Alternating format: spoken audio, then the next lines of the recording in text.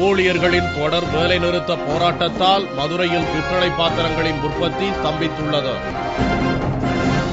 கல்யாணத்தில் துவங்கி அனைத்து சீர்வரிசை சுபகாரியங்களிலும் முதன்மையாக விளங்குபவை பித்தளை பாத்திரங்கள்.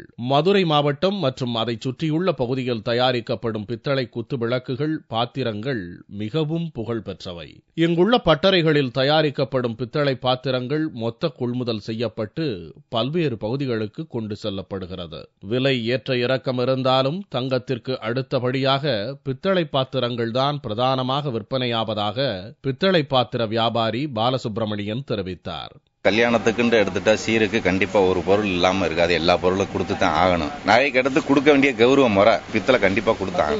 இன்னும் அதிக அளவு சேல்ஸ் ஆகிட்டு இருக்கு. குறைவு கிடையாது சேல்ஸுக்கு, ஆனா ரேட்டு தான் அதிகம். வீட்டு சுபகாரியங்களுக்கும் பித்தளை பாத்திரங்கள் பிரதானமானவை என்றும் அது தெய்வீகத்தன்மையை ஏற்படுத்துவதாகவும் இல்லத்தரசி ரமணி கூறினார். தினப்படிக்கு வாங்கலனாலும் அக்கேஷனலா பண்டிகை காலங்களில் பித்தளை சாமான் வைக்கிறது ஒரு தெய்வீகமா இருக்கு.